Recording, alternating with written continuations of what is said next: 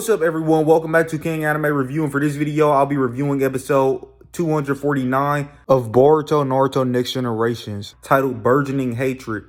And this episode started off with the basically Hidden Mist Village sent some food to the village that everybody was in, the village that Kagura and Hebi Ichigo died in.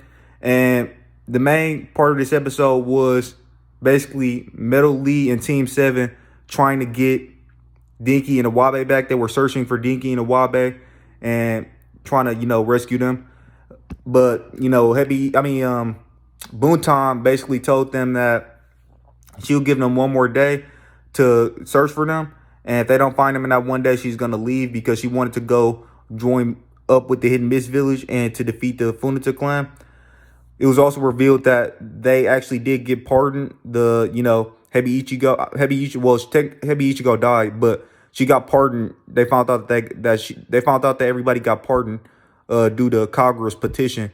So, by everybody, Buntan and Kyoho, they got pardoned. Hebi Ichigo died, but, before she realized she was pardoned, though. They also found a Metal Lee while he was searching for Dinky and Awabe, who was last seen when they were basically kidnapped by the Funita clan soldiers. But, Metal Lee, he found one of the Funita clan soldiers, and they wanted to question him to get information from him. Sarda healed him, and, Buntan was basically like, why are you healing that guy? He's an enemy of Kagura. But Sarda was like, Sarda was basically saying that they can't just, they can't just kill somebody who can't fight for themselves. And plus, he could give them information about Kagura. About Dinky and Awabe. And yeah, so so they ended up letting that guy live, and eventually tried to get some information from him. And they ended up Dinky and Awabe ended up coming out, and they came back to where Metal Lee and Team 7 was searching for them. And they explained what happened, and they explained that they think that the reason why Fumuushi let them live was because they were searching for food. He found out that they were searching for food for children, and most likely, and we found out towards the end of the episode that Fumuushi had a son as well. So maybe that's the reason why he did that. Maybe that might be the reason why he let them live. Boruto seemed pretty shocked by that. He was thinking that can't be the reason, and because it seemed like he thought Fumuushi he thought of him as, well, we already know he thought of him as an enemy that, mercilessly killed his friends. But, it seemed like Boruto finally started to realize that basically, and this arc is having some great character development. This arc has had some great character development, like with Hebi Ichigo, and in general, this arc has had some great character development. But it seems like Boruto's already a very well-developed character, but it seems like he's getting some more character development. He's starting to realize that even his enemies are human, and while they may do evil things, they are still human beings. And, they have families, they have loved ones and stuff like that. And if you kill them, trying to avenge them, you're gonna make more enemies because they have family members who are gonna want to avenge them.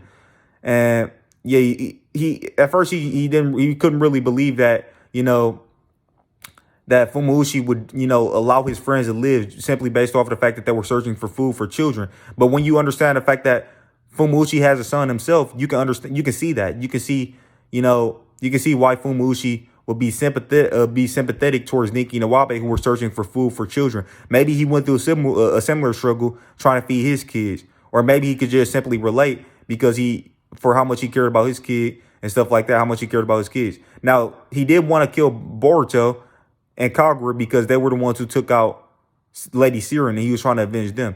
But Boruto's in this episode, Boruto realizes what's going on. He realizes the cycle of hatred, the same process that was going on back, in general, the same. It's a real world thing in general. Cycle of hatred is, obviously a real world thing, but it was a huge plot point in part 1, and mainly in Shippuden. It was the cycle of hatred was being brought up a lot.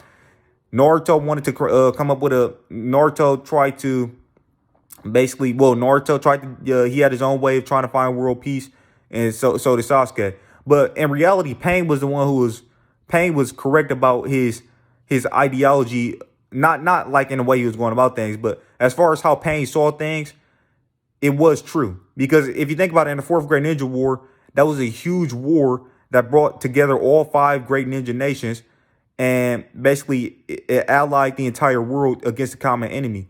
And that only had, and then after the Fourth Great Ninja War, for a brief period of time, there was a period of peace in the ninja world. It was very brief, but it was a period of peace in the ninja world for the most part. Not everywhere. There was still a couple of places, like, I believe it was the Land of Silence, or something. It was still a couple of villages here and there that weren't necessarily peaceful, but for the most part, especially in the five great ninja nations, they had like a whole decade of pure peace where it wasn't a lot of conflict going on. Or I wouldn't say pure peace, but it was very, very peaceful. But now in Boruto, you're starting to see that the cycle of hatred is still a thing, because as long as human beings are around, and well, basically in the real world, we have the main problem is sin. But as long as there's human beings, there's going to be sin in the world. So, and Boruto just is, and just like most fictional stories are based off of, our world, implementing, having, fictional concepts that are based off of our world. So Boruto, just like in our world, where there's a lot of sin and stuff like that, and that leads to hatred and stuff like that, and the cycle of hatred. Boruto, human beings in the Boruto, the fictional human beings in Boruto, they're also having a problem where it's the cycle of hatred.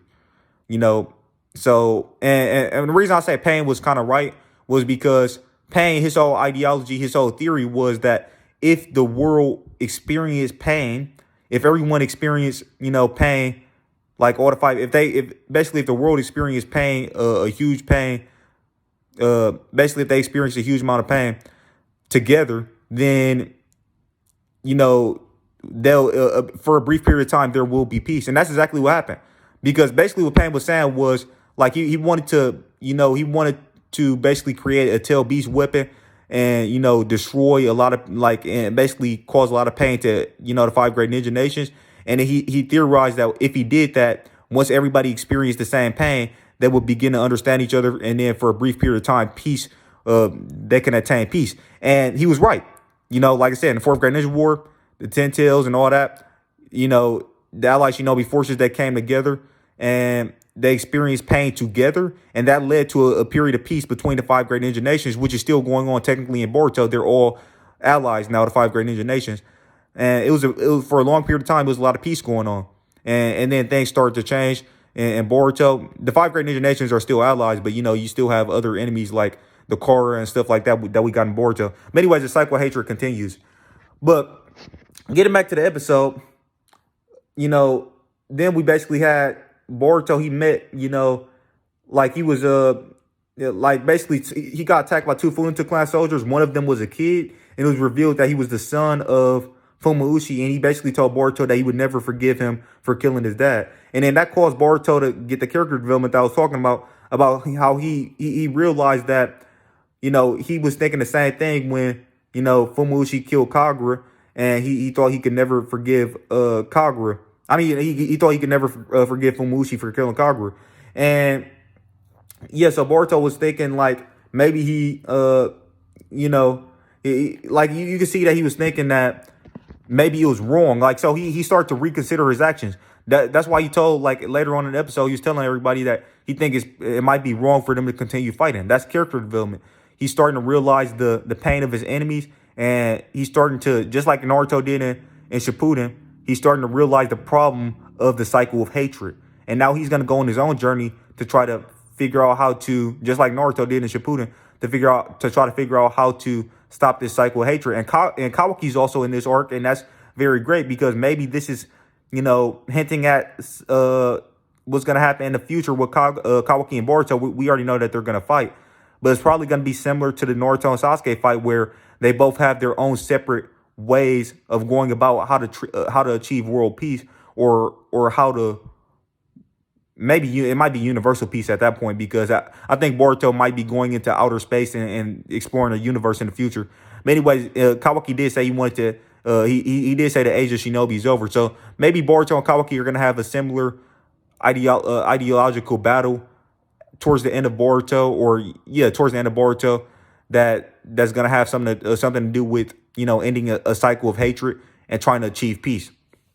But anyways, yeah, Boruto was thinking like maybe it might be wrong to continue to fight, because if they do continue to fight, there's going to be more casualty. There might be more casualties that they're going to have to avenge and stuff like that. And then towards the end of the episode, basically when that Funato clan soldier that they rescue, he basically said that he basically said that, you know, he was laughing at Boruto for making that statement and stuff, and he said the Hidden Leaf Village Shinobi they sure are weak or something like that. And then Boruto was like, and then eventually he mentioned the fact that it's too late for them to stop. I mean, it's too late.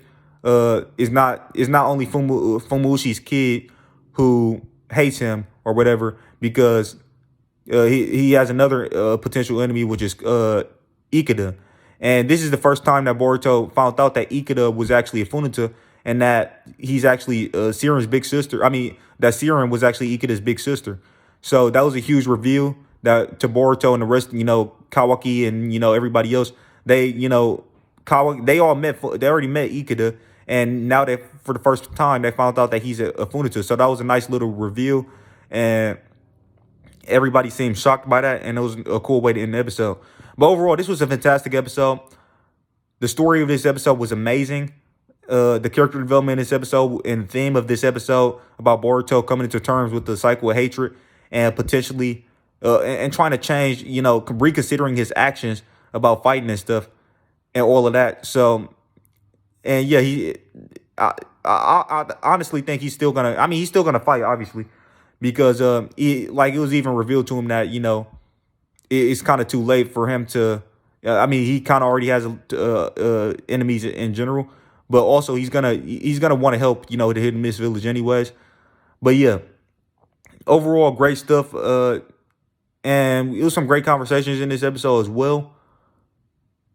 So yeah, overall, this episode was very well written, and I really enjoyed it. In terms of story, it was a 10 out of 10. In terms of art, it was a 10 out of 10. I didn't notice any problems with the artwork. And in terms of animation, it was a 10 out of 10. Didn't notice any problems with the animation. We had a nice little fight scene in the episode as well. Sarda came in and helped out Boruto, because Boruto, after he found out about Fumushi's, the fact that Fumushi's son wanted to avenge Fumushi, he kind of froze up a little bit, and Sarda came in and saved him. And yeah, overall, this was a great episode. A 10 out of 10 episode of Boruto Naruto Next Generations. I can't wait to next week. I can't wait for next week's episode. It seems like next week we're gonna be seeing Ikeda again, and Ikeda's dad is basically telling him that, you know, he has his own responsibilities. He can't stay by Siren forever. He can't just keep on staying watching over Siren. He has his own responsibilities, and Siren, whatever happens to Siren is gonna happen regardless. He's not gonna be able to change anything, pretty much, is what Ikeda's dad was telling him. But Ikeda said, it seemed like Ikeda had some, maybe Ikeda told his dad this, or maybe it was some internal monologue where he was thinking like, hey, you're not gonna be deciding my responsibilities. But yeah, I can't wait to next week's episode. This arc it's been going pretty well so far. Now I like it. This has been a very well written arc. We did have some pretty poor looking, bad looking art and maybe animation in a couple episodes ago, to like that episode that Kagura died. But overall, this was a pretty great arc. And overall, this is a pretty great arc in terms of writing, and I can't wait for the next episode. So with that being said, thank you guys for watching. If you like the video, please drop a like. If you're new to the channel, please consider subscribing and clicking that channel notification bell to be notified on all of my future videos. And drop a comment. Let me know what you thought of the episode and of my review in the comment section below. And share the video all over the internet.